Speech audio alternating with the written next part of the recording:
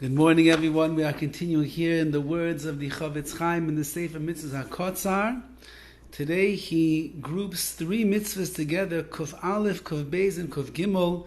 The mitzvahs Loisa say the negative commandments 101, 102, and 103. Shaloi li'echo lechem mitevuah chadasha kodim la'imer. Number one, it's a negative commandment. You're not allowed to eat bread from the new crop of grain before the Korban Omer, which is brought on the first day of Pesach. That's one mitzvah. Mitzvahs loisa say a negative commandment shalalecho kali. You cannot eat something called kali, which is hainu garinim mechameshes haminim akaluyim ba'or. These are grains of the 5 species that were roasted in fire. Mitevu chadasha kadmon, also from the new crops before the Korban Omer was brought. And the third mitzvah, mitzvahs loisa say a negative commandment shalalecho carmel. You cannot eat carmel. Now, what is carmel? Not the sweet things that you like to eat. It's something that was crushed by hand and not roasted in the fire. From the new crops that were brought, that were eaten before the Korban Omer was brought. Again, this korban, this sacrifice that was brought on the first day of Pesach, as we shall see. Shenemar, like it says in the Torah, v'lechem v'koli v'karmel, bread and koli, which is the parched grains, v'karmel, and these are the fresh grains that you crushed in your hand, lo yiseichlo, you cannot eat them, ad etzem hayom hazeh, until this very day. Now, what is this very day? Kol zeh mechameshes minei dagim bilvad. That's only referring to the 5 types of grain. V'hei mechitin, wheat, seorim, barley, kusmin, spelt, shiboilis, oats, shual, and rye. Shiboilis, shual, v'shipun. Shual is oats, and shipun is rye. Those are the 5 grains. Again, you have wheat, barley, spelt, oats, and rye. So anything from those 5 grains, a person's not allowed to eat until it's asr to eat until the Korban Omer is brought. Someone who eats any of them, kazayis mikol echad, a kazayis from any of them, over al shloisha lavin. A person eats them, he can transgress all 3 in one shot if he wanted to. Bizman shebeis hamikdash kayim. When there was a Beis HaMikdash, asr b'tesva v'nisan aracha kravas ha'omer. When there was a Beis HaMikdash, you were not allowed to eat this. You were not allowed to eat this until the 16th day of Nisan, after they would bring the Korban Omer. Ubizman shein Beis HaMikdash kaim. However, after there's no Beis HaMikdash, like in our days, kol yom tezayim b'Nisan asr min ha'Torah.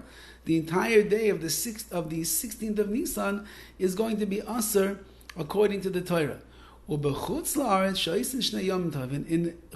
outside the land of Israel, where we make 2 days of Yom Tiv, even the second day of Yom Tiv is going to be Asr. So whatever was planted before the Korban Omer was brought, even though it was brought after the Korban Omer was brought, the Korban Omer itself will be matir. It will end up permitting you to be able to eat it. So therefore, anything that is planted before this time of Pesach, that means that the Korban Omer then is going to allow you to eat it. It's going to give you the permission to eat that, what we would call the Chodosh, the new grains. This prohibition exists everywhere all the time, with men and with women. Now, says the Horowitz the following: there are those that say that the Isser of Chodosh, the prohibition of eating the new crops in Chutz La'aretz, outside the land of Israel, is only an Isser Midrabanan, is only a rabbinical prohibition. Mishum Gezerah, because of a Gezerah.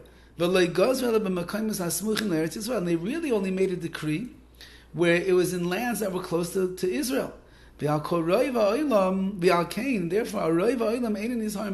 the majority of the world is not really particular about keeping this halacha.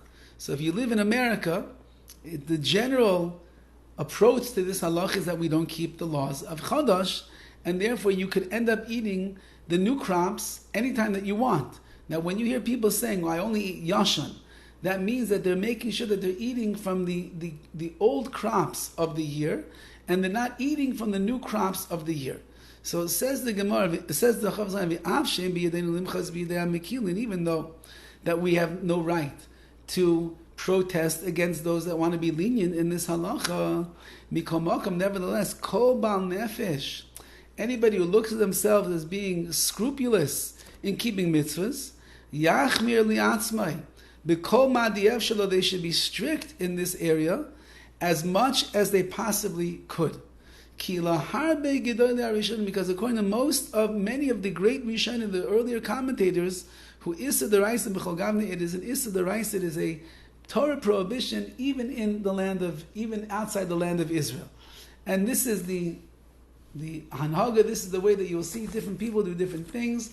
When you look on the packaging and you go to the bakery and it says Yoshon, that means it's dealing with only the old crops. It's not dealing with the new crops that were before that were grown before Pesach, and therefore that's Yoshon, that's someone that's keeping to this halacha over here of Chodosh. However, the majority of people in America and outside the land of Israel are not particular about this, but the Chavetz Chaim is saying over here, the Sardim certainly are tried to be stringent in this area as well, and many of Bnei Ashkenaz also, and that if a person looks at themselves to be a Bal Nefesh, they look at themselves to be scrupulous in mitzvahs, and it's not going to be any skin off their back, they'll survive without their Wonder Bread this year.